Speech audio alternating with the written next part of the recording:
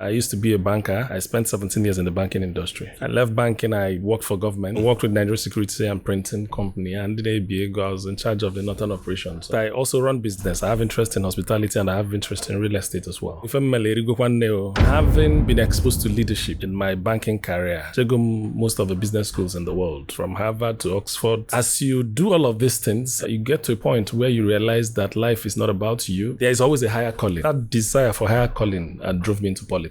For you to become an Ozo, you start from Nze. Your village, your quarter, before you put asses nature's ichi. But the village can recognize that you're doing very well. You have tarred road, you've brought development. They will call you Bunyegin Katanisi as a cabinet member, and it's an honor. The truth of the matter is that Buhari came in with a reputation of someone that has become a former military head of state and had the capacity to stop corruption. He did very well in foreign policy. The handling of the economy was not as good as it should have been. I went to Buhari's house. That time was during Hurricane Katrina, and he said, that God blessed Nigeria because we don't have natural disasters in our country. The only natural disaster we have in Nigeria are elites, because they are the ones that steal money. They travel abroad. They know how everything works. Now, when you tell someone in the village that someone has stolen #1 billion, they can't relate with it because they have never had that kind of money in their accounts. Tinubu City Boy movement to start with.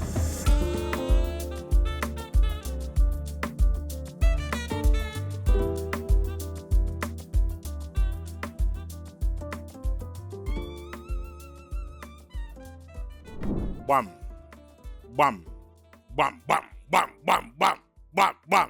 Emana aikuru ana gbamu and wele anu gbama aduwa azo bele obuna oburo gbam man oburo gbam no na gbam maka ese me anoge gbam anyị na-akpọta ndị ọdịka ọ dị anyị ndị nwere ike iji anani the big talkers ndị bana okwu onye fakwu onye ọda gbam afa mbo chukwu ji oke igwe ndị odogbo ya baba ezigbo onye aba agba unu mana gbam. You expect to see the unexpected. I na butter people from all spheres of life. And him na gbam bife dị iche. Tata anyị nwere ezigbo mmadụ fọdụ n'ime unu nwee ike unu amali fọdụ n'ime unu nwee ike unu amali mana afọ malụ ogolo onye bụ na ọbụla iso n'ife a na-eme ikwesị ịmụnye anyị nọ tata. Ka anabata nọ for the first time on gbam Ambassador Elijah Onyeagba. Elijah Onyeagba Bobo, the ambassador to Burundi, representing Nigeria.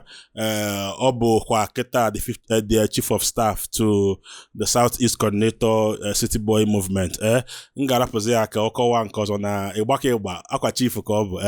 Ozompo ike enugu ukwu na ụmụnne adịkwa lawyer njikọ ọka nọ na gbam. Thank you. Otego achụba anyị si ndị City Boy movement bịanụ ka unu kọwala anyị ife anyị na-eme ịghọtago ka mmalụ ka agba ya touch ka ajụọ because onye ọbụla na-agbala ajụjụ ọsọ ma na ife na-eme edokwa anya nọ na gbam kọwala anyị kedu onye bụ Elijah Onyeagba. Go ahead please. Thank you very much.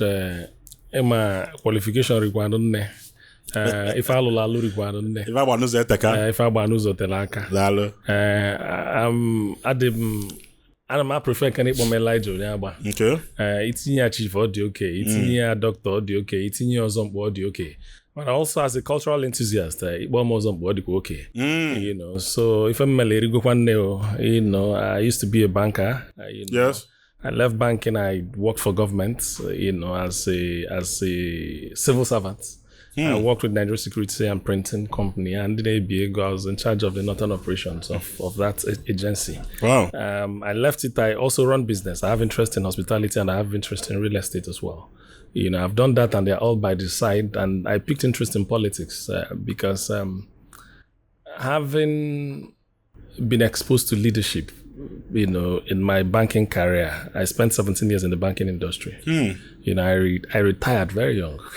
I retired from banking at the age of 36 or 37. I don't even remember. But after spending that long, you know, in the banking industry, at the time I was probably, you know, taking most of the business schools in the world, you know, Ivy League actually, from Harvard to Oxford to Wharton to London School of Economics to everywhere. I've been everywhere, around and about. You know, so you will find out that as you do all of these things, you get to a point where you realize that life is not about you. It's not just about your family. It's I can feed myself and live in a good house and ensure that my family, everyone is fine. But there's always a higher calling. Yes, there's always a higher calling. So when is that desire for higher calling that drove me into politics, because you need to be in the space where experiences you've acquired over the years can find expression. And not just that, no matter what you can do as an individual, no matter what you want to do for yourself, for your people, for your community, there's a limit. What you can do in 30 years for your people, government can do in 10 minutes. I agree. And as against being on the criticism side, which is always the easiest part, Right? Hey, yarn content, we find a lot of people in that space. Yeah. But the problem is when you now have the opportunity, what have you done? I usually tell people, what have you done in your family? What have you done for Umunage? Bugo Youth Chairman, what did you do when you were given that responsibility? Bugo na church, heard you go choir. What did you do with that opportunity that was given to you? So leadership is like every layer. If I've done that for my family, what have I been able to do for my community? So that's leadership responsibility. So as against being on the sidelines and becoming a social critic of how government is not working, of how, leaders at all spheres are not getting it right, I prefer to also throw my hat in the ring to say, yes, but I think I have a better way of doing this. Yes. I've been exposed enough. What haven't I seen? Yes. I've seen the theory. I've also practiced it. Yes. So in fact, let me tell you, I come from a very poor background, so I understand the reason why I need to live my life in such a way that people can look up to me. My late father is a pastor. My late mother was a primary school teacher. So growing up from that background to also get to the heights where you have a presidential commission of representing the entire country, that's the highest level of representation. It's something that I believe that younger people should look up to. So I was in the banking industry. I felt that it is not enough to be in the corporate setting. I got to a managerial, I got to a highest one. In fact, I left the banking industry as a deputy general manager, meaning I was playing boardroom politics at a very young age. So we know how to manipulate, things at the corporate setting, But then again, I told myself if I joined policies at that time, it's not enough. I needed to also run businesses. So that led me into establishing businesses. Because if you want to make a policy for a business person, you need to be in that person's shoe. And I'll come back to this because it is when I joined business that I realized why people retire from civil service and they pay them their gratuity and they die quicker than they should have. The reason is because somebody will write a proposal for you that it takes 10 million naira to start a business. It will go a lot of gratuity to the end of that business without knowing that you get to a point where you need to inject another 5 million naira, of which if you do not inject that 5 million naira, you lose the 10 million naira that you have put inside. So that's also what doing business will expose you to. And that's why it's always good to start small, you start early. So that when we go do he lose, you still have enough energy.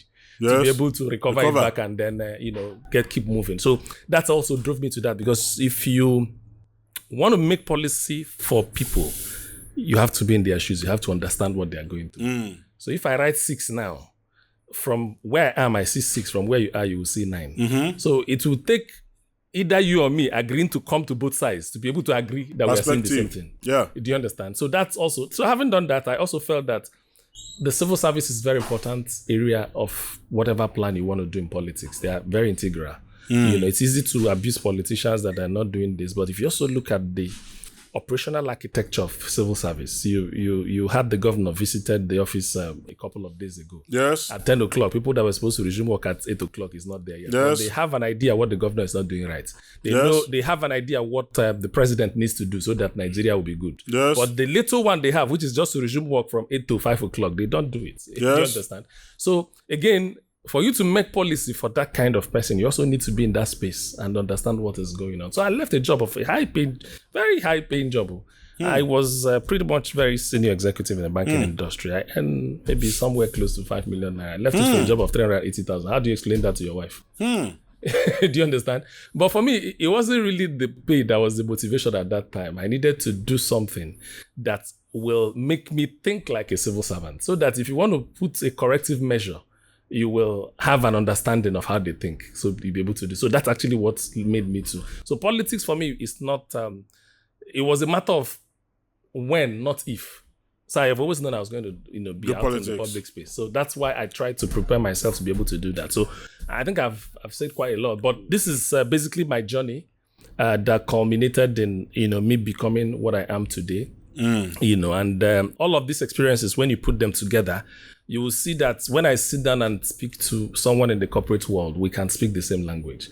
When I sit down and talk to an entrepreneur, there's nothing you have been through trying to set up this factory that I do not know, or at least have a faint idea of. Oh, you have a manufacturing concern, or you have this. If you speak to me, I will understand. So when I make policies for you, I understand that if you're setting up a business, even in your capital, you require a buffer, just in case things don't always work out. Go as you plan. I'm an economist by training. So in economics, we use this maxim we call ceteris paribus. Basically, what it means is all things being equal. But that's the foundation of all business proposals. But in reality, all things are never equal.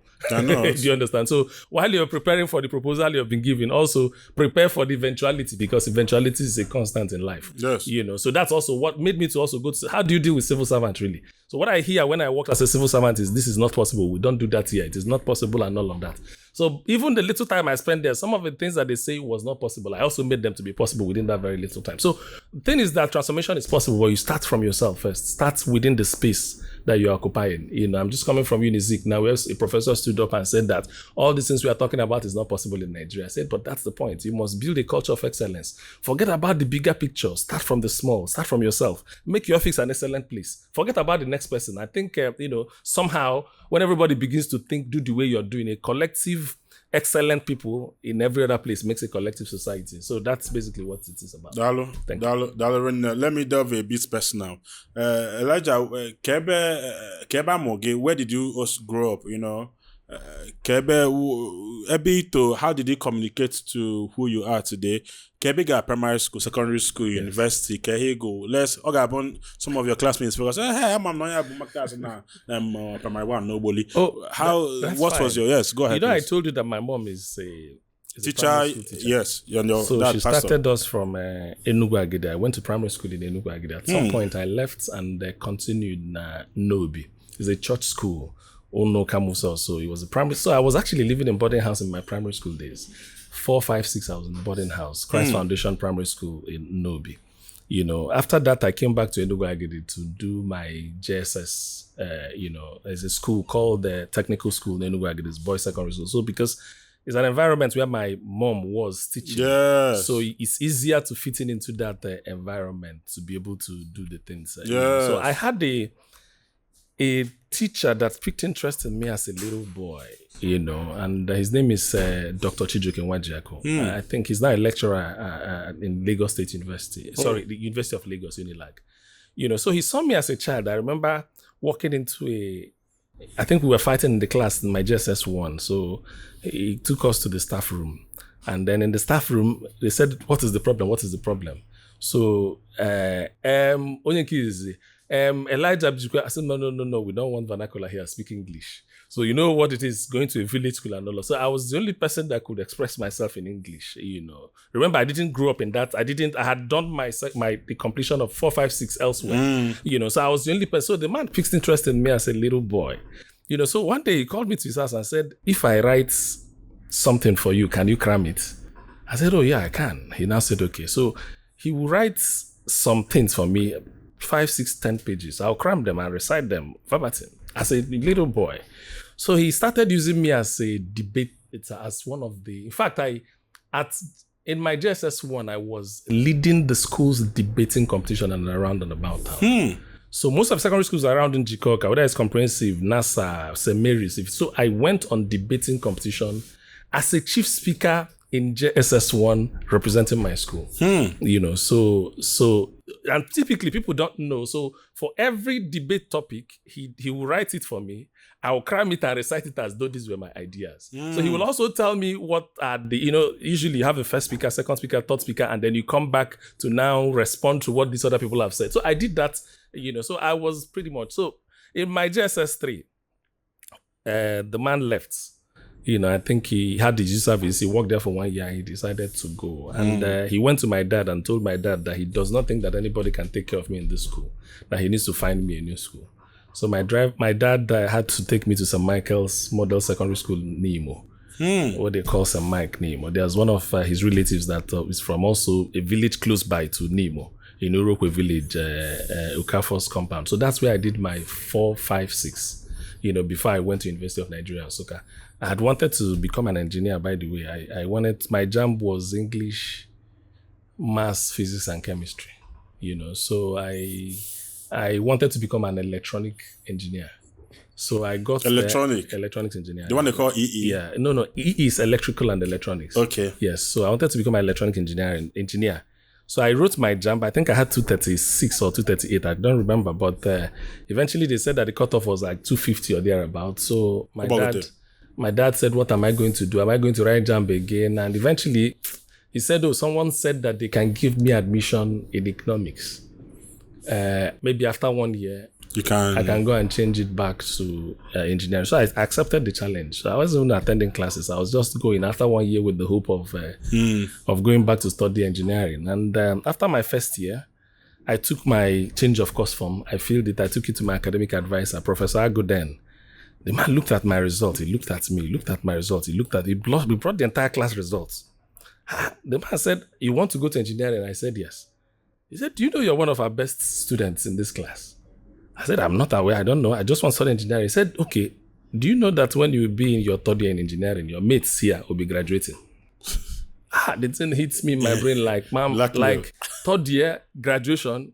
I took my form. I said, "Okay, don't sign it." Okay, that's how I studied economics. You know, so I did it, you know, and then got off. You know, my teachers wanted me to lecture. I didn't agree to that because I felt that I have other responsibilities. I needed to go and look for money. So that's when I became a banker. You know, from there, I was now doing my academics. I studied up to PhD level. I'm also a certified national accountant. I've done quite a lot, you know, in terms of academics and qualification. So that's the story of my journey. And, you know, after I left banking, like I said, I knew I was going to do politics. So when the opportunity came in 2019, in fact, what piqued my interest, I was working for Nigeria Security and Security Printing and Minting, you know. So to 2017, I was in that place and we had Anambra State elections. The one between 2017, election between Obiano and Tony Moye, you know. So I registered as a APC member. And even though I was working for Mint, I actually brought the ballot papers to CBN here from Lagos where we printed it because I was the head of security documents. So at least I knew I would discuss with INEC. They will give us orders on ballot papers to be printed and all of that. So I remember that elections, INEC chairman had a problem at that time. His problem was how can he stop movement of ballot paper from one local government to the other? You know, so we went and we had a meeting with him and I recommended to him that we can color code. He said, "What do I mean by that?" I said, "We can make colors of ballot papers different. Anambra has 21. We can generate 21 different colors for you so that if you move ballot paper from Njikoka to Anocha, you won't be able to use it." You know, a lot of reforms has taken place in that sector. So he felt it was a good idea. So we did it and it worked. But the bottom line was that at that time, we had about 2.1 million registered voters. But the elections, we had only about 600,000 people that voted in the election. So we came back here after like 4 or 5 months to destroy about 1.6 million papers. So obviously, I was beginning to understand elections. I was beginning to understand numbers, you know, how to deal with elections. Because if you go to INEC, everything about INEC is about elections, logistics, printing of papers, etc., you know. So clearly, so I already knew. When 2019 came, I felt that the time was right to go and run for House of Reps. 2 years after? Yes, 2 years after. I ran for House of Reps. It's difficult because, you know, at that time, when you say you're a member of APC, you are almost akin to a leper. When you come and you say, the Buhari, the people of the Southeast had a resentment towards APC and Buhari as a president at the time. I've known Buhari. I met him as a banker. I went to his house. I also have a few understanding of his personality. But then again, in a larger community, people will always have their opinion. What you need to do is to respect people's opinion, but at every opportunity I have to explain myself or to add a few things towards your perception, I will say, this is my first-hand experience. This is what... And I'll give you an example. I went to Buhari's house and he was asking me, where are your parents? I said, they're in the village. He said that, in fact, that time was during Hurricane Katrina. There was Hurricane Katrina that took place in Florida in the US at that time. So we were watching TV in his house and he said, that that God blessed Nigeria because we don't have natural disasters in our country. Oh. Yes, so we are talking about it. And they say, the only natural disaster we have in Nigeria are elites. So Buhari said that it's only the elites because they are the ones that steal money. They travel abroad. They know how everything works. But when they come home, they begin to steal money, So we were laughing and he said to you, where are you from? I told him. He said, where are your parents? I told him. He said, okay, what is the highest denomination of currency in your local language? I don't forget that, that conversation. I said, well, what do they call it? So I now started thinking. I say, puku naira. Puku naira abrokwa na asusu Igbo mgbe gboo. Puku these are just new inventions. New inventions. What we know as money is 200 naira akpa. The best time to invest in real estate is yesterday. And the next best time to invest in real estate is today. What are you waiting for to invest with Pine Leaf Estate and Properties Limited? With Pine Leaf Estate and Properties Limited, land banking is a must.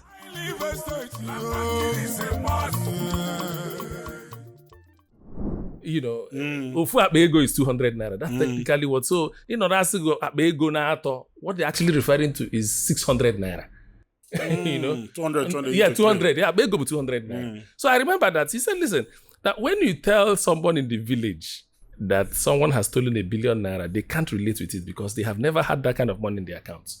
And the only thing they relate to people that have money is when they see a big house built or when they see a big vehicle pass. They will say, okay, that guy has money.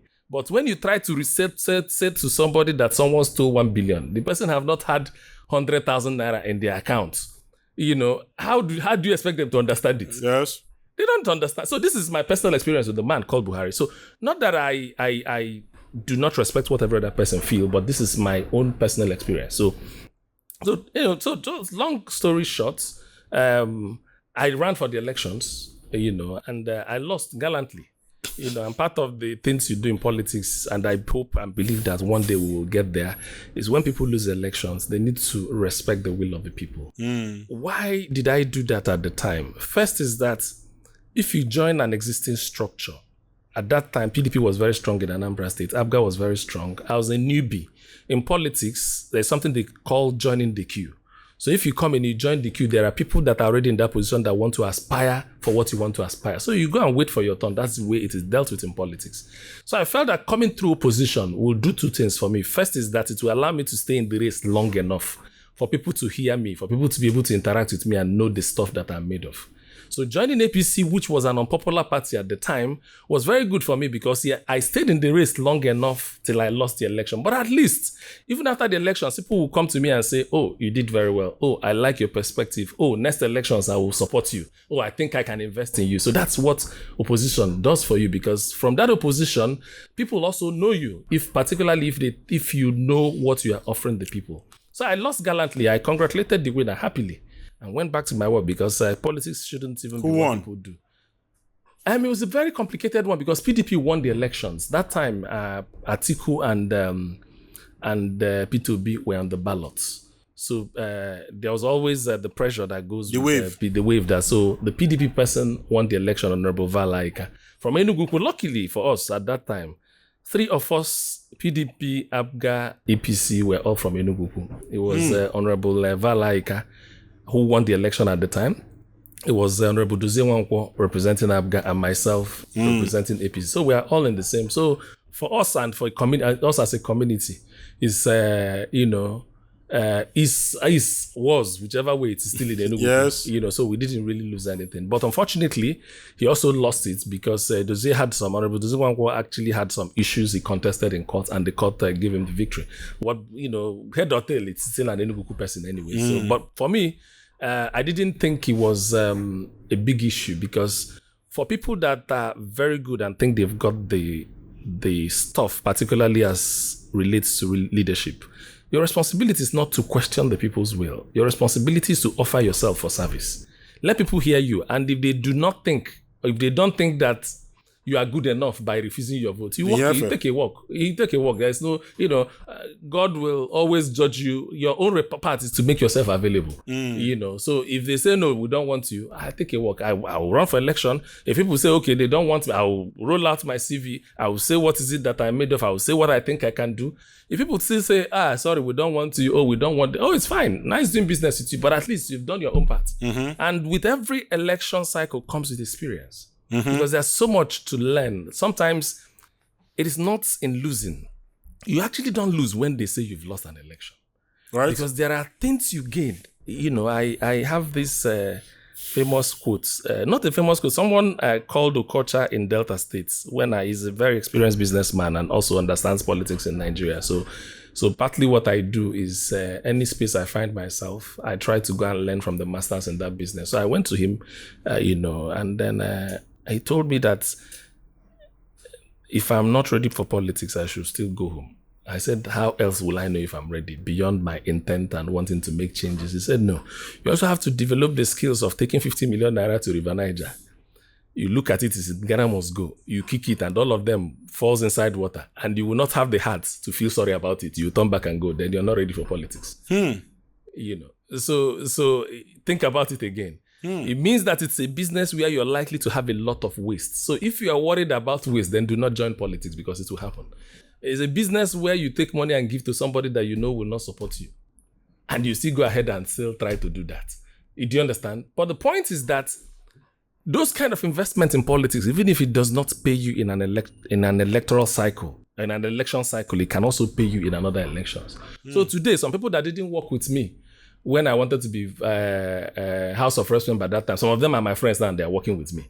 Between then and now too, I've also done a lot of things that people can say, okay, he has done this. Okay, he has done this. So cool, we think he has the capacity to do that. So the fact that you came out for an election and you lost does not necessarily mean you've lost. There are some learning points. That's when you understand that Ojebego does not mean Ojebego. So that's when you understand that rallies does not necessarily translate to votes on an election day. So these are all. So if I sit down now that I'm running an election and people come to me to say, we have this structure, we can deliver you. I laugh, because the only thing I want to do as an experienced politician is to ask you what is your polling booth. In the last election, I have the result. I can go to my phone and tell you who scored what vote in your polling unit. So if I cannot see in your polling unit, myself and yourself, we don't have any business. All this, we have this structure. It doesn't take anything to mobilize crowd. Once you can pay for mobilization, you get the crowd. But that crowd does not necessarily translate to vote. At all.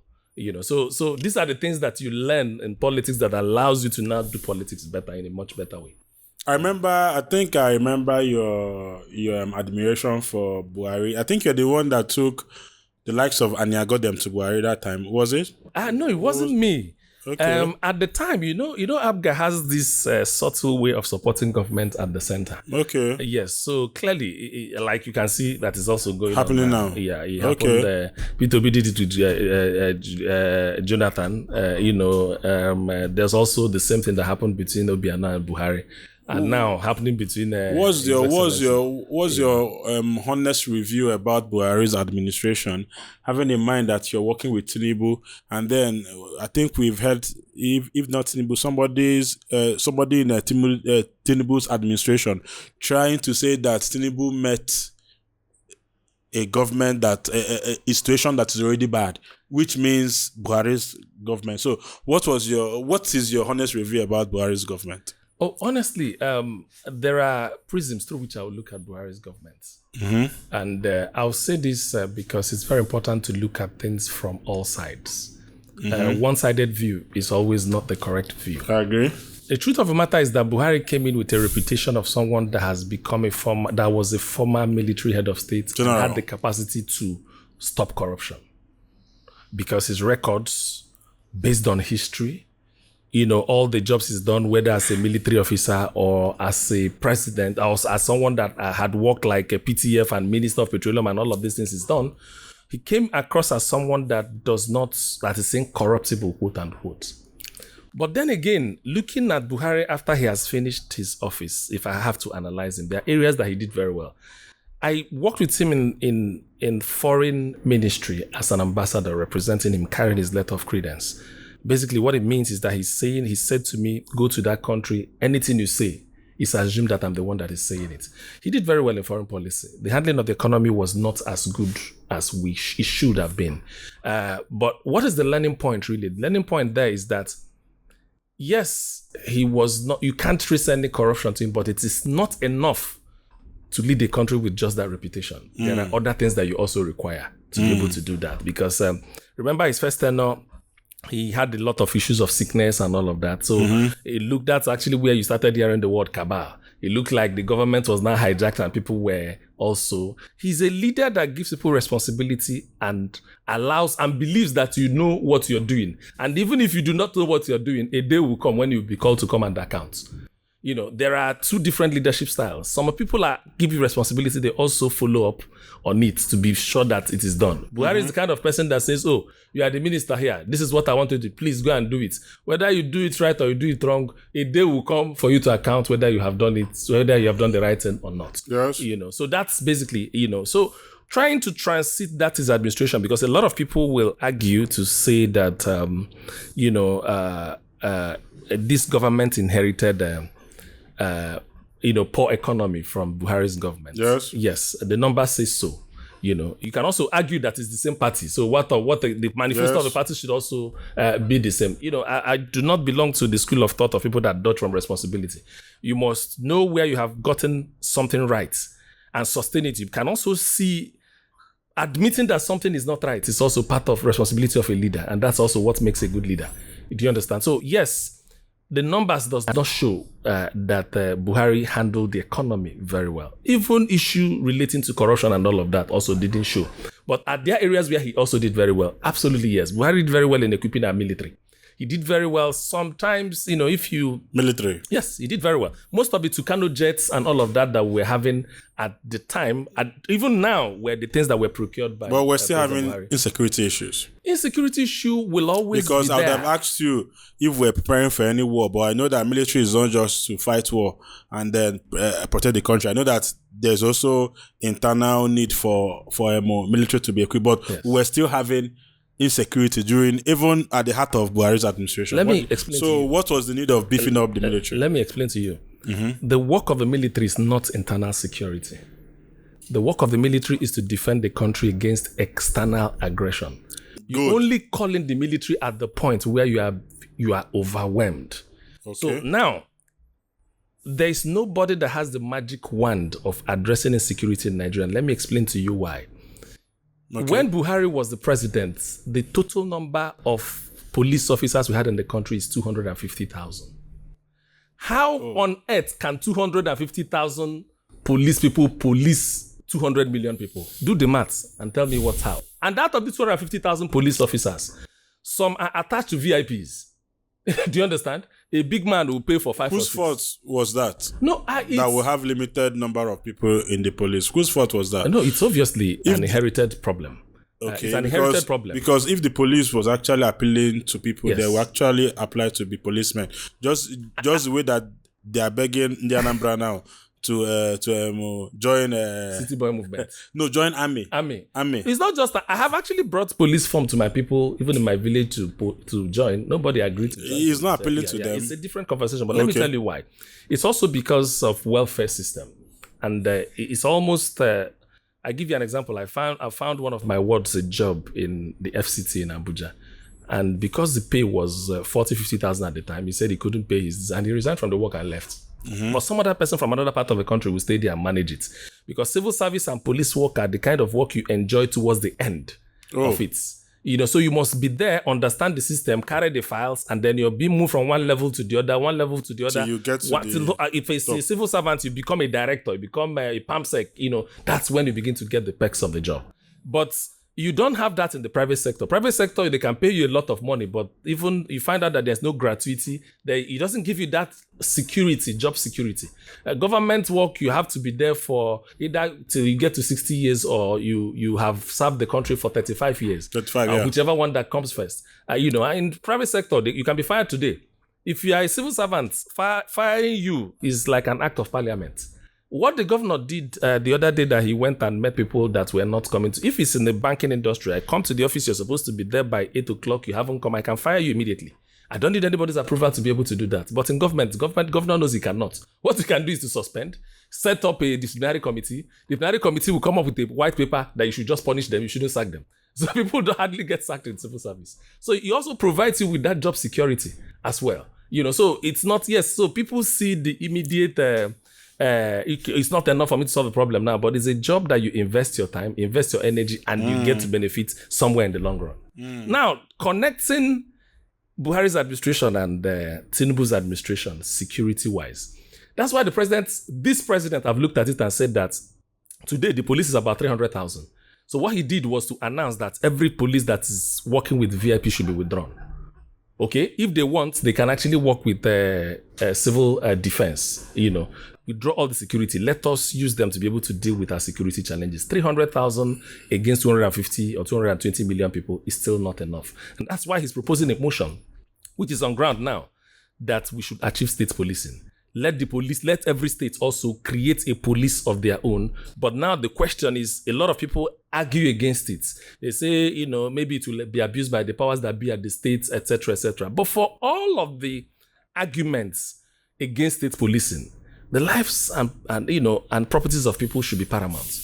So whether politicians will abuse it or not let us get them to start protecting our people, and then we can go to the next conversation as to how do we ensure that governors don't abuse it. That will help. So that's what the president is trying to do now. So you see a problem, you put up policies that will be able to address that problem. The governor of Anambra State came in, looked at the security situation, had the law he called Homeland Security. I had a particular hotel has been taken over by government that's what you do. You put the laws on ground that allows you that. So in National Assembly now, there's a conversation, an executive bill from the president passing through police, getting to the National Assembly on how the country can function with a state police. So there will be a lot of the way you make those laws, you call for public hearing, you call people to submit memorandum, and they will go ahead and do that, debate on it, and create a framework that allows that. And as time goes on, whatever mistakes that we are making, we'll be amending it in the constitution, and we can take things up from there.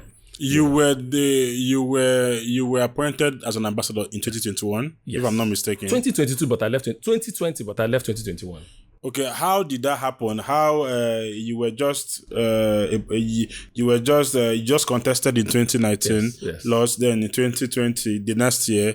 Was it politically motivated APC person? How were you selected, and then how was the experience being a diplomat? First is that you are,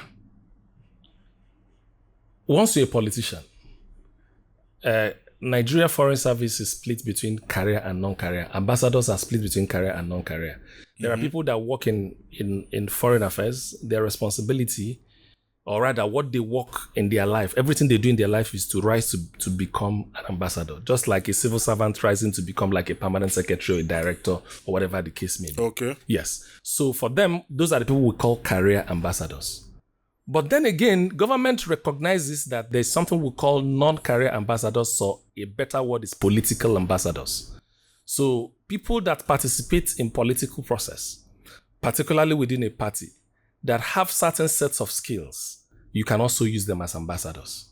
So typically, when I was selected, I believe that the president looked at my CV as an economist with all the trainings I've had, believed that I can be good for the country in the areas of economic diplomacy. All right. There are too many branches of diplomacy. You can actually be sent to a country just because of the relationship Nigeria has with that country. So you actually go with a presidential mandate, having one or two things that the president will tell you to go and achieve. So my name came up. I believe they looked at it. I was actually very young. I was probably the youngest ambassador that was appointed at that time.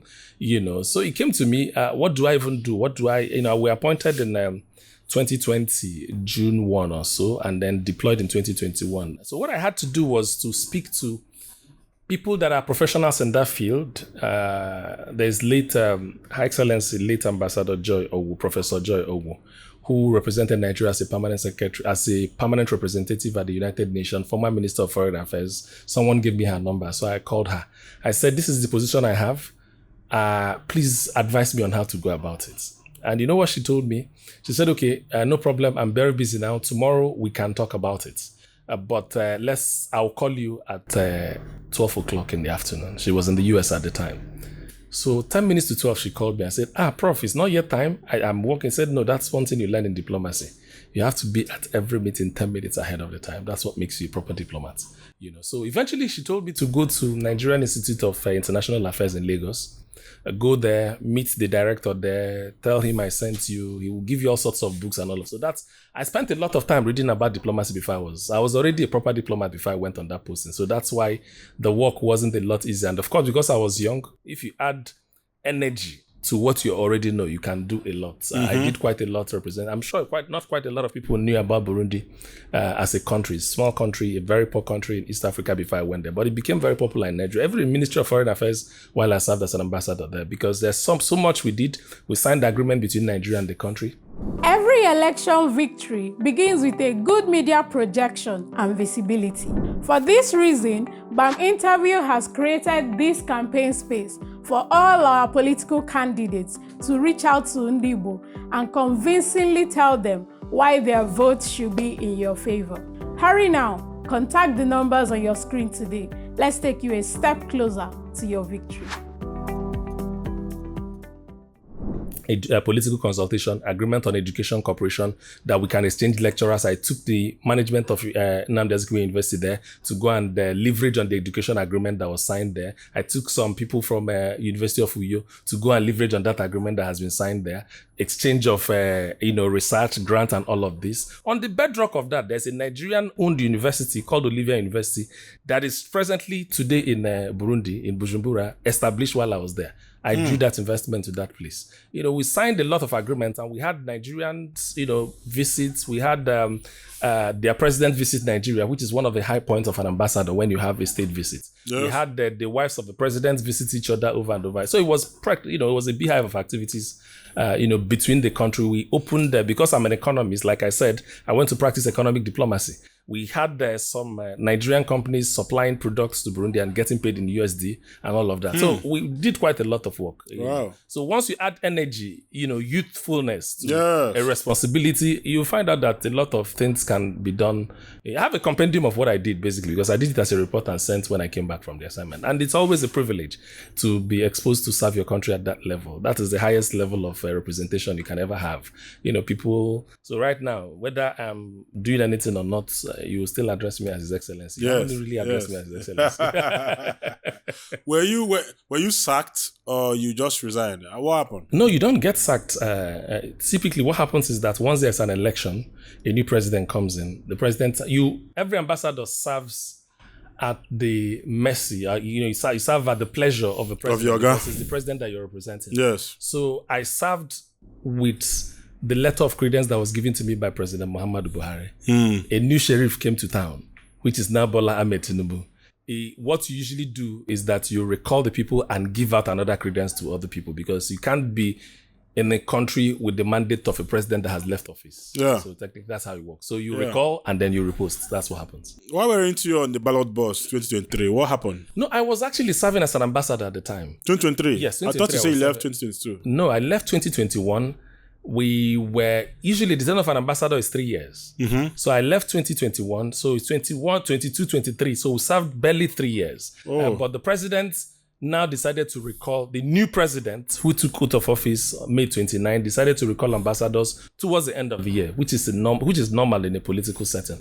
So, and the Electoral Act requires that for you to be an ambassador or for any political position you want to run for, if you're an appointee of government, you must resign from that position. Yeah, so it's your decision. Like you can see some cabinet members, the Ministry of Foreign Affairs just resigned yesterday, and more resignation may have happened today that we're talking, because the president gave them up till 31st of this month to resign from their position if you want, because you don't want people that want to run election still stay in power. There's a lot of confusion. You don't want to go, are you going for campaign or are you implementing the policies of Mr. President that has given you responsibility? So it's always a responsible thing to do. Oh, I want to run for political office. Leave the position you are in, so that another person can continue whatever the president is doing, so you can go and face your campaign. So that's why I didn't run for position in 2023. Hope to see you soon on the ballot box. I will be, by the grace of God. Okay. I will run in 2027. Oh, yes. Next year? Yes. So it's not time for campaign. When it's time for campaign, you will see it. We work with, like I said, I'm not an experienced politician, so we know the right thing to do. Yes. We can't come out and start making noise when the law has not allowed you to do so. So we are actually very much nice one. Enugu. It's born Enugu. Yes. You are, just like you said, you are a cultural enthusiast. Even I think you are among the people that actually made the Ozombo a very popular institution on the social media space. Yes. Oh, yes. Some of us didn't know what is Ozombo until we started seeing you. You and Uchenwara, by the way. Ka ife melo Enugu ukwu juwe di ebube onye na-abụrụ onye Enugu ukwu a na-agụ ya, and unu na-eko ka kedu ife melo unu ji eko? Tell us what's up with Enugu ukwu. Ganiri amarokwa m maka iko do, but ịma na anyị bichiri ụzọ. Okay. I bichiri ụzọ. Otego development batala Enugu ukwu. Ụzọ gafele Enugu ukwu bụ the old Onitsha Enugu Express Trunk A Road. So Otego, even as a child, I never go on motor for a very long time. I went my post office. As a matter of fact, from 1999, the first Anambra State House of Assembly was Enugu Civic Center. We hosted Anambra State House of Assembly for a very long time. Immigration's office that was established when Anambra was established was in Enugu. A hall in Enugu, in a village hall, was given to government as a donation. To host the Nigerian immigrations, and they were there for a very long time before they built a new one in and Enugu no Nugu, so NTA was, they transmitted from Enugu, ABS transmitted from Enugu because of the location. So beyond that, we are a people Mepelanya for a very long time, and historically Enugu Obodonwe culture, right from the late Aguna. He was a Zikist, His Majesty Usta Aguna was a Zikist, so he participated in Nigerian liberation movement. He was also very good in politics. He had crazy ideas about how Nigeria should run. So a lot of people identified with him, and Enugu became like a hub for culture. So he's the one that introduced Ozombo. We had Ozombo, yes, it's the one that is Ozombo is the making, and it's ideally, so every other place you see Ozombo in Igbo land, they inherited it, they copied it from Enugu. Yes. We had the Ozo system, and he came and classified it and now separated it in such a way that the higher cadre of Ozo, all of them is called Ozo Enugu. All right? Okay. But there's now cadres, Ozo and Ozombo. So you can become an Ozo, but the Ozombo is the highest cadre of Ozo in Enugu. Oh. What it means is that you are... Let me explain it again. You cannot become an Ozombo if your father is alive, because Obinabo Ekwesere at the same time. Do you understand? So you can take an Ozo title if your father is an Ozombo. In Amuta, you just be learning a few things about the culture. But that Mbu is like a bridge. You are walking through to become, when your father is no longer alive, because I took a title, Ozombo title, when my father had already passed on. You can't have two Obi at the same time. So if onye obuna yours, and there are things we differentiate, even the dressing is not the same. Egiru na adebo for onye Ozombo, ubene anekbu, abubu anekbu na adebo for onye Ozo all one and single. What you are holding na akpọ ngwu agiliga, one enwe afọ ebo for onye Ozombo, ofu afọ ka one enwe. So we separate these things so that you can, and it's all to respect lineage, to respect the fact that you cannot have certain things done wrongly. When your father is alive, it's like a covering. Ubie covers you. But when he's no more there, you can now grow up and say you have become a man. You gotta go. So that's about the culture of Enugu. We also do here na chieftaincy, like if part of Enugu jidikwa ebube. When I name here na nkate, like udi and Onitsha na ekpu n'isi. We also have it, and those people are also part of the cabinets for the Igwe. So you can. For you to become an Ozo, you start from Nze. Your village gechichi, your quarter gechichi before you put asses nature zichi, Ozo Enugu no more. But if you name of Fuma, Uta Akita Ayam Babasi Fuma, the village can recognize that you're doing very well, you have tarred road, you've brought development, they will call you Bunyegin Katanisi as a cabinet member. And it's an honor. Do you understand? So they honor you in a public gathering. They don't do it in people's houses. Yes. I believe na we go this class. Therefore, mbia ụbọchị a na-echi gị ọzọ. Ọ bụrụ ife agwa gị weta na iweta zuru. Anyị nye gị punishment na enu ya because ikwu n'izugo. Yes. Ada force ya force. That's why it has to be done in your house. That's why ị ga-enwe obi. That's why ị ga-alụta ụlọ. Ada echi ọzọ na be mmadụ. Na outside. Ada echi ọzọ na ilo. Ada echi ọzọ na village school. Ị ga-echi ọzọ na be gị gosi na itozugo ihe eji ọbụ nwoke. So Enugu ukwu bụ obodo nwere ezigbo igwe anyị na-achịta ya ọfụma. So unu nwere igwe na-abụ ka ofu ana m afọ igwe mkpume mba prince ka ọ bụ okay prince ka ọ bụ prince ọnwa igwe nwụrụ anwụ n'Enugu ukwu and ọkwa ezigbo onye Enugu ukwu ka ọ bụ anyị like ya ezigbo onye anyị because ọ na-azakwa igwe mkpume abụ nwere ike na-azị ya asa afọ otutu mmadụ nwere ike na-azị igwe na-azụ onu a na-azakasị afa dị aṅa mana ọ bụrụ igwe Enugu ukwu ka ọ bụ akwa kedu ife unu na ndị Aguleri na-azọ ke ndị bụ ndị ji ọfụ Igbo asị na aka ji ọfụ Igbo ebe Igbo si nwa nri nwa eri nwa kedu mba akụkọ erikakwa nwekwara ihe anyị na ndị Aguleri na-azọ to be honest nwere ndị nwere ike isi na ha na-azọ something nwere ike bụla Enugu ukwu na nri kedu ndị bụ isi that's where you have the issues Enugu ukwu na agụkwu nri basically they call it nri now nri so depending on the the history you read they will give you their own version. Enugu will also give you their own version. But for me, controversies of the past are not so much of a problem for me as a person. What I do is, I believe I have the responsibility to make a place better than I met it. So if I come as against getting to know Kedonye Bode Ngri, Kedonye Toibie, Kedo, as against getting that, there are problems that we need to solve today. Why don't we focus on solving today's problem and moving forward? As against going back, because you can only read history. It's there for you to read. It's also there for you to make up your mind who is right and who is wrong. But if you also want to stay off it, like when I read the book There Was a Country by Onyeagbar, just put context. It is left for you to draw your conclusions. So I really don't depend I don't focus a lot of attention on controversies, who is right or who is wrong. So I just look at it. There are children's school fees to be paid. There are roads to be tarred. There is pipe-borne water to be provided. Yes. Why don't you focus on that? There are community projects to get involved in. There are so many things to do. So we can't go back to the past instead and of do going back to anything. the past and what he get change. No, we can't change anything. And then and then so what value does it really add? Yes. So that's my I met time traveling here. Say mercy. Man, me could each up ndị Igbo na-asị ijuti isi nkịta iwele agba ya mee gịnị. So what do you do? Okay, in the right and then okay ọ gị nwatọ and then do you understand? There are problem onye agụ na agụ n'oge n'akụkụ. Just deal with that problem. Onye kwesịrị iju n'ọgwụ njiri gị iju n'ọgwụ deal with that problem. So it's better. So Enugu, what we are doing is that we are focused in our developmental strategy. Ihe niile igwe anyị na-eme, he sets up commissions that deals with the youth, deals with education. Ịbịa kịta Enugu ukwu na onwe trust fund and our commission this Easter period. So we do developmental things. Ịbịa Enugu ukwu, anyị nwere a lot of community projects. Anyị na-eje n'ụlọ akwụkwọ dị na Enugu ukwu lụgharịa ya. Ndị nwe ego n'Enugu ukwu contribute ego lụọ ya.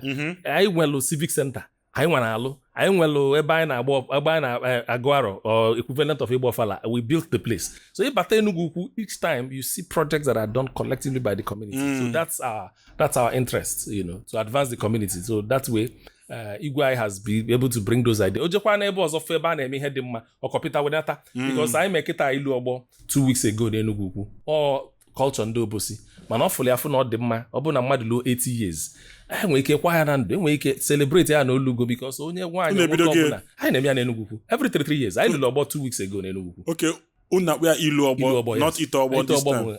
Asụsụ ndị That is ilu ogbo. Okay. Because we feel that it's something that is good to do. Ọ bụrụ mgbe mmadụ nwe egbube efi mebe nke nwa mee ya mgbe olu 80 years go onye ahụ solufu na ọ dị mma. Nice. So we do it. So anywhere igwe anyị pụta full something dị good, you adopt it to the community. There is copyright, there is also right to copy.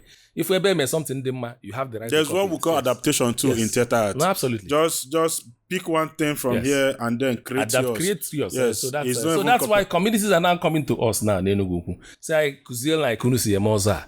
Kuziel na ikunu si eme. So we are consulting with a lot of communities to tell them that this is the way it is done. Matter of fact, that bagana we lost a lot of communities even are addressing.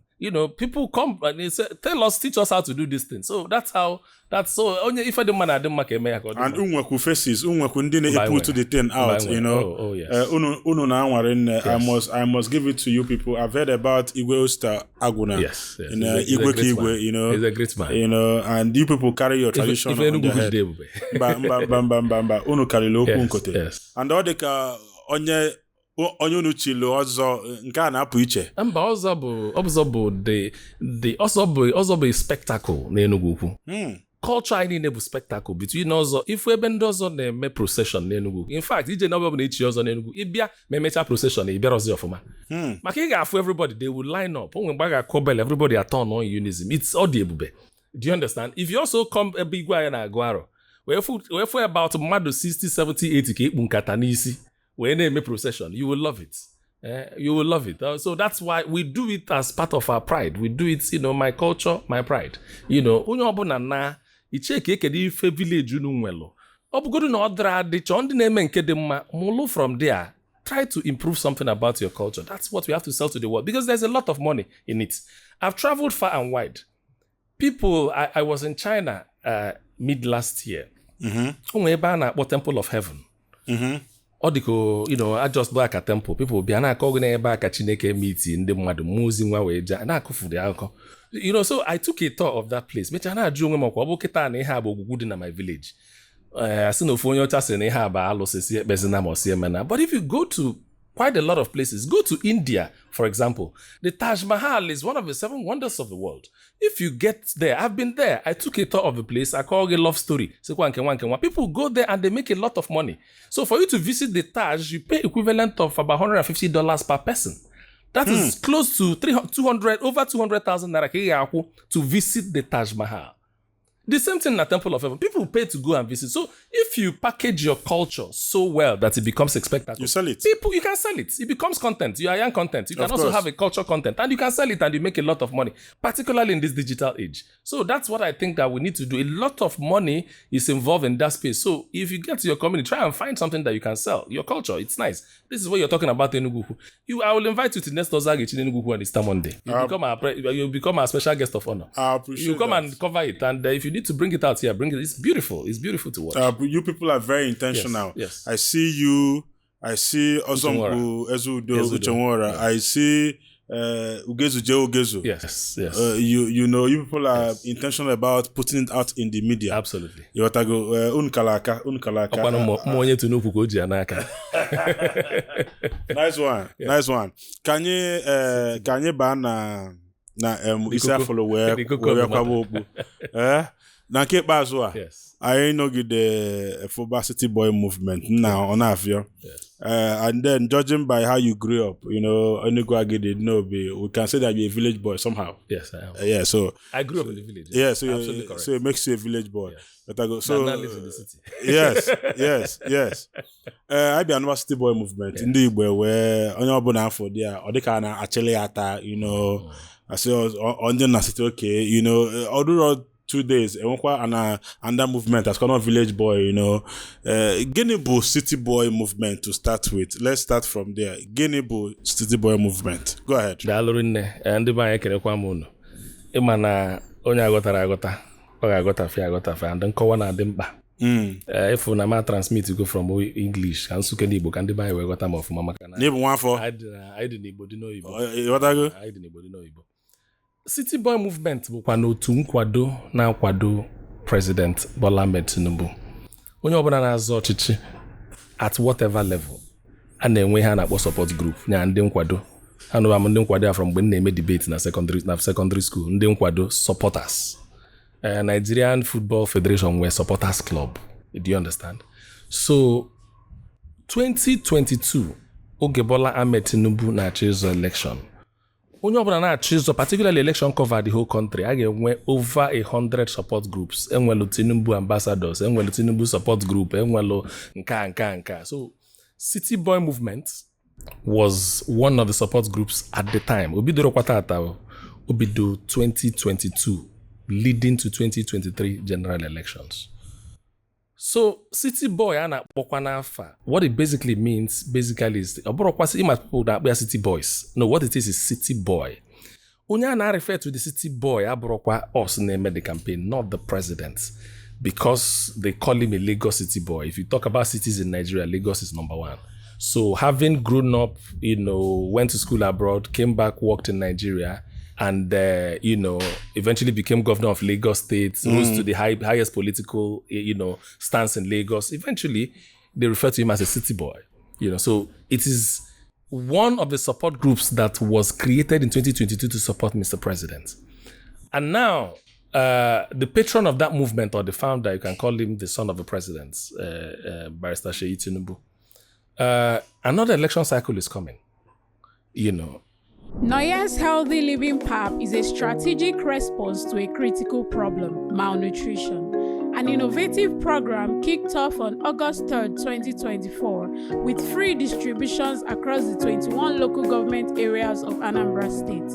This purely organic supplement is designed to combat malnutrition among Anambra children. Due to its high demands, the distribution has been stepped down to community levels and made available to residents in all 326 primary healthcare centers in Anambra State, free of charge. Noya's Healthy Living PAP, beating malnutrition in Anambra State. Just like City Boy movement can be likened to Obedient movement, for example. Obedient movement is not a political party. Do you understand? Obedient movements were people that believe in the philosophy of His Excellency Governor Peter Obi.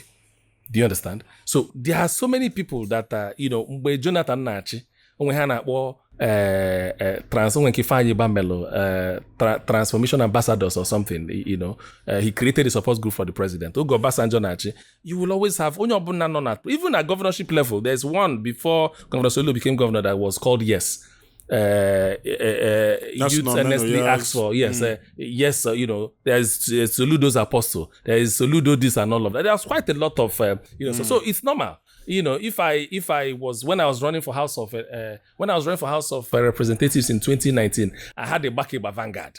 Do you understand? It was a support group that was created. I had about 3 or 4 different support groups that were created. So all of these things are basically to show support for Onyeno in power. Not literally that it means Onye Bina City, Onye Bina. No, that's not the way it is. So it's registered as City Boy movement. So what has happened now is that the president looked out and felt that he needed to expand his campaign. Remember, 2023 elections, we had a 3-horse race. Yes. 3-horse race. For the first time in Nigeria political history, usually in elections, if I date back to 2019, you will find 2 people running for presidency. Yes, 2. In 2023, we had 3. But you see that there are 2 clear candidates running. But in 2023, we had 3 clear leading, there was Atiku headed, leading from PDP. There was P2B leading from Labour Party. And there was also Bola Ahmed Tinubu leading from APC. So there were 3 basic candidates. So the nature of the election was such that whoever that emerged the winner will not get majority because the other votes are split. So you can now say, okay, president had this 11 million votes or 8 million votes. When you see 6 or 5, it's a simple majority or difficult because of the nature of the elections. So he felt, okay, this time around, I think I need to do a lot more work in reaching out to the people, basically. And he reached out to, he reached out through, the patron, Barrister Seyi Tinubu, and they reached out to Obi Kubana, Chief Obi Kubana. Who reached out to the patron? No, Seyi Tinubu reached out to say that my father would want you to do this for us. Okay.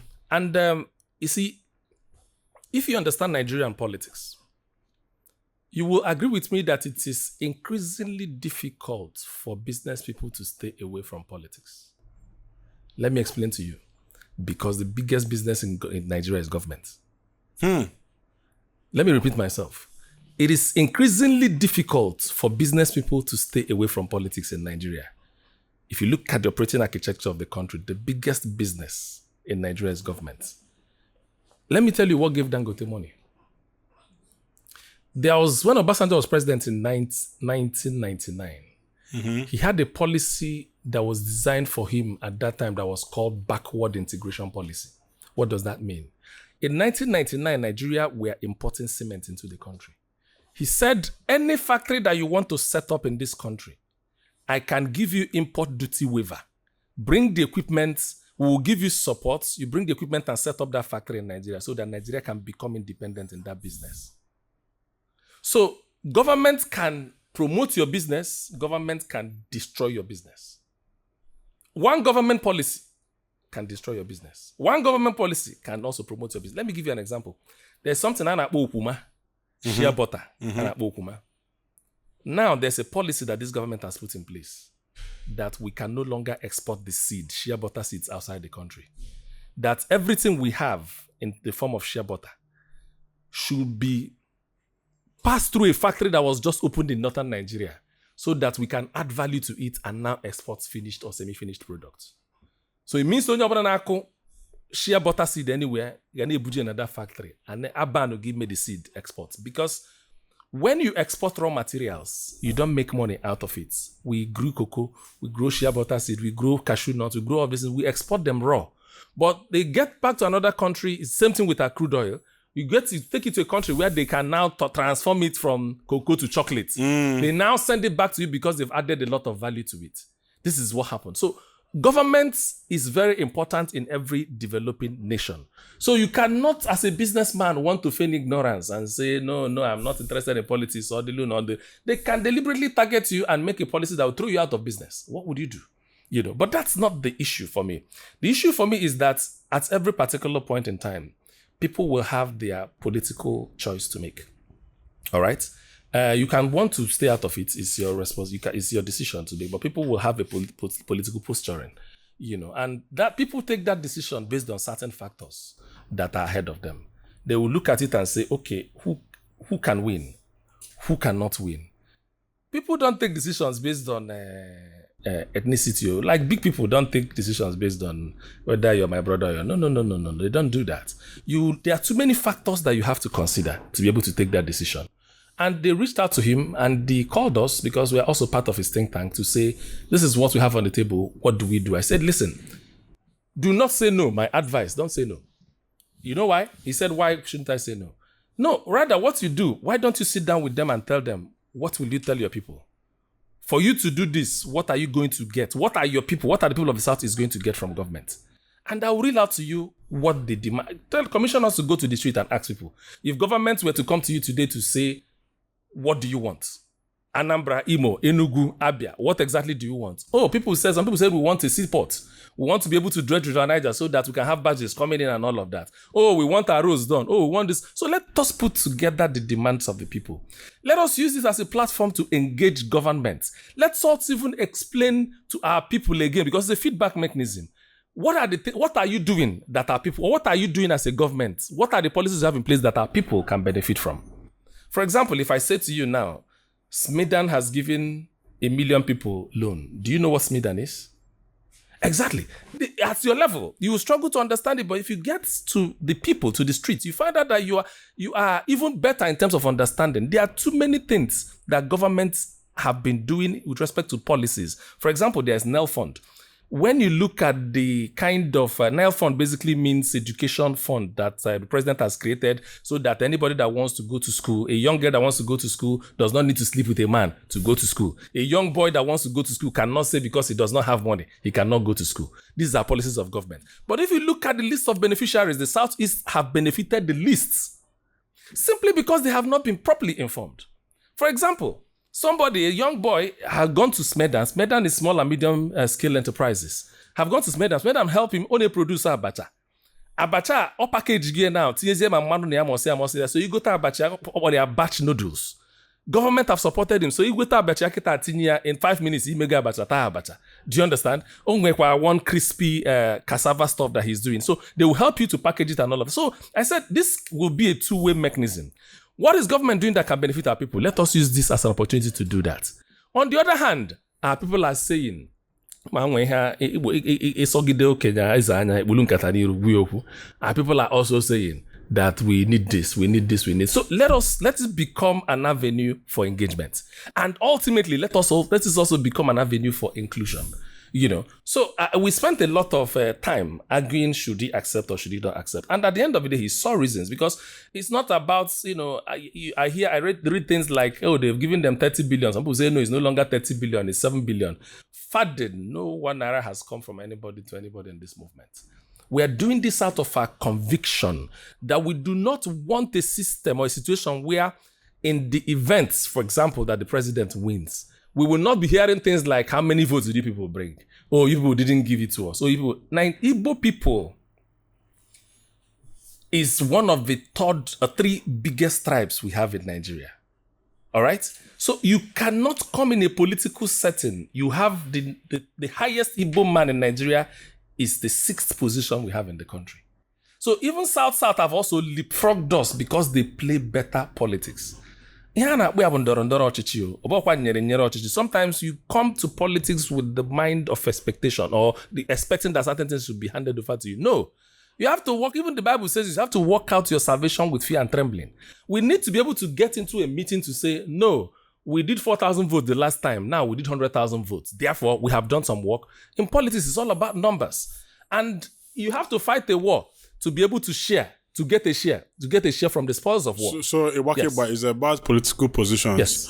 People that gave Tinubu more votes in 2023, how are they better than us that did not give him more votes? As at the moment, is the fuel cheaper there? Is the cost of living cheaper there? How is people that gave Tinubu higher votes than Ndibo, how are they faring better than us? Go ahead. Okay, like I said, one of the things that is important for us as City Boy movement is also to explain government policies for the people. Mm-hmm. No, the people that give Tinubu more votes are not better off than people that give Tinubu lesser votes. Okay. But here is the point. The people that give Tinubu more votes that have people in power can attract more federal projects to their constituencies. They can attract more federal attention to their people. For example, there is a Lagos-Calabar Federal Highway. Where is that a Lagos-Calabar Federal Highway starting? It's starting from Lagos to Calabar. Do you understand my point? I think I've made the point enough, because once you provide infrastructure, you create a lot of economic buzz and activity around a particular location. So what we want to do is to be able to use it. It's not about who gets what or how much we get paid at the end of the day. If someone pays you to do campaign for him, they've paid you, by the way. So it's not like you have done anything significant for them. But what we are saying is that let us mobilize our people and show support so we can also come to the negotiation table to say that we need something better. And I'll give you an example. It's about what can we do better for our people? And people keep referring us to history. The governor of the states, when we met him at City Boy Movement, told us a few things, that he feels that there's a need for that partnership to exist. He's a City Boy, by the way. So to exist between Anambra and the federal. And he said that the president came here, he asked the president to include the whole of the Southeast states in the national gas pipeline. What does gas pipeline do? Gas pipeline helps the industry. So as against waiting for NEPA or PHCN to bring light, you can actually power your operations through gas. And the president approved. He said, include all the Southeast states in National Rail Plan, which was not there before. And the president said approved. He said to him, I have this AMIC, Anambra Mixed Industrial City, that I want to do. I want to establish where the governor wants to build an airport or a road he called it. Designate it as an export process, a free trade zone. What is a free trade zone? Where you can have people produce, we have factories around, people can come there and buy without duties and all of that. There are laws that are governing it. And the president said, approved. Same day that he put up that request, it was approved. What exactly do you understand by that? If we were saying, oh, we don't want, oh, we want, oh, it's you and your problem. Government is a continuum. Every year, government runs a cycle of budgets. For a legislator, for a government gets revenue from crude oil, from import duties, they share it to everybody. Federal governments have their own share, local governments have their own share, governors have their own share. So your interest in what comes to federal government will be, what can we attract for our people? So whether you accept NEL fund loan or not, people that are interested are taking it. Whether you want Medan to help your business or not, people that are interested are taking it. Whether you want credit score is established to provide people loans, to buy car, to buy other things. Whether you go there or not, people that are interested are taking it. And believe you me, the government is moving. Soldier go, soldier come. Barrack will remain the same. Every government, 4 years at most, 8 years, you move out, another person will come in. So the issue for us is we need to be able to establish this engagement so that our people can freely express and say, this is what we need. On the other hand, government will also say, these are also what we have in the offering, so that people can see where this, we can see how we can benefit more. And not just that, hear this. The governor told us that he told the president that he wants Anambra to be linked to Kogi, so that going to Abuja from Anambra State now takes you about 3.5 hours to be able to get to Abuja. And the president said, call the Minister of Works, Umahi. He will tell you how to write the memo so we can bring it so that we can approve it at the Federal Executive Council meeting. So what else do you want from government? If you do not have this nature of that's what it's about. The essence of us joining City Boy movement is not to go and collect. How much will you give a big Cubana? How much will you give people that are involved in the business? Those of us are not. You get to a level where money is no longer your motivation. You need beyond that. You need to be able to do more for people. And like I said, majority of business people you see, the strategy is different. It's not a political party-based association. It's a political movement, but cost across all parties. City Boy have ABGA people there. They have PDP people there. They have APC people there. They even have people that doesn't have any interest in politics that are there. Even those in the academia have all expressed interest to join City Boy movement. You know why? Because it's a movement. We want everybody to all be part of the support for the president. So that's how it works. So it's not even a political party issue. So the idea for us to do that is to now create a better working relationship where people understand government policy. Is to create a feedback mechanism where our people can also talk to government to say that this is what we need. And we are also saying that ultimately, it is about what can we attract from the federal for the benefit of our people. If we have a free trade zone that is working in Anambra, if we have a road that links Anambra and Kogi that you can get to Anambra to Abuja instead of flying, for some people that have phobia for flying, can use that road. If Anambra is connected in the National Rail Plan, if Anambra has gas pipeline that industries can manufacture, then why do I need to go to Lagos? Why would the Lagos state governor tell us to get out of this place or to do all manner of things against us? It is because we must focus on developing our people, developing our place, so that you can, like governor will say, you have a livable and prosperous state. If you have that, then everybody knows that you carry value wherever you go to. Then this is any choice in Lagos. Not everybody because no. So it's about that understanding. And most importantly is the fact that I'm telling our people that we need to have that understanding, that political, you need to understand the politics of the country, make a decision as to where you want to go, and do not insult another person's decision. Like I said, if you write 6, it takes you on the other side to understand that I'm staying on the other side to understand that this is 6 and it's not 9. And then when you from your side. Do you understand? So people don't understand it yet clearly, but it's important to explain it to them. Empowerment program, but it's important that people understand. It's not about money. And I'm also here to debunk the fact that there's no 30 billion, there's no 7 billion anywhere. Nobody has brought any money to it. As a matter of fact, all people do, business people do in every elections. They look for people that are running for elections, they give them money. They support them. If it's not about money, yes. Why are we just seeing billionaires and then big boys being heading the City Boy movement? Why are we not seeing intellectuals the way they used to go and get professors when they want to do election, and they will make professors returning officers? Nobody makes Obi Kubana returning officer for election or makes a chief priest. So why are we seeing the big boys that we know that these people are big boys when it comes to money heading this movement? Do you know what policy is about? Policy is about numbers. Politics or policies? Politics is about numbers. Politics is about influence. Let me explain it again. Influence, okay. The strategy for the Southeast, if you're a politician, you are going to ask yourself, what strategy do I employ here to be able to get more votes? For a politician, you do your mathematics, you do your where exactly are your numbers going to come from. there's something we call pathway, even in American politics. They will say, what is the pathway for you getting electoral college of 270 to become president of America? In Nigeria, what is the pathway? You must have 25% in 2/3 of the states, 24 states, including FCT. You must now have one more vote higher than the second person to be able to become the majority, simple majority winner. All right? So the strategy for Southeast is that before now, APC is not a party that the people of Southeast understand or believe in that much. But right now, what we're seeing is that it is changing a little bit, because initially it was just Imo. Then before 2023 elections, Ebonyi joined. But today, the likes of Enugu have also joined. And Anambra is also a quasi-APC state, because they say here that progressives are working together, meaning that there's a good relationship between APGA and APC at the federal level. People like us in the party are also complaining that that relationship does not drive locally, but it's a different conversation altogether. So my point is that at the presidential level, and even at some other levels, you'll find a lot of APGA people voting for the president. Do you understand? Even in a state like Abia, where the governor is of the Labour Party, I've heard him 2 days ago say that he has no problem, he has nothing against the re-election of Mr. President. Showing that even at that level again, he's also developing affinity for the president. Not just for him as a person, but understanding that Ifeana Choni Ikoku Bazu.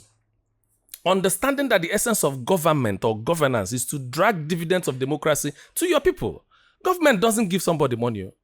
Government will not take money now and give you and credit you to go. No. How you get money in government is through projects. They will do a budget and say, okay, today our budget is 6 trillion. That 6 trillion is divided into capital projects and overhead. That project is road in Omahia. That project is rail project in here. That project is street light in this location. So a right-thinking person that has access to government, your concern is, how much of this 6 trillion am I bringing to my state? How much of this 6 trillion am I getting for the attention of my people? That's why we have legislators. That's how we have governors. And you also know that for a government, for a governor, the more you work with the resources that have been provided to you as a governor, you will do better if you can also create another channel where you can also get more from federal government, because that's what all of this is about. You know, so like I said, it is popularity. And the strategy for Southeast was that since the party is not, global, the party is still having acceptance issues, even though governors are decamping, let us also use people that have influence. And Obi Kubana he has big influence. And whether you like it or not, City Boy movement are na Rapo on social media. We have done empowerment program. We've empowered people. People have been digitally empowered. Some people have laptops, some people have smartphones, some people have generators, some people have deep freezers, some people even have shuttle buses that has been provided for them.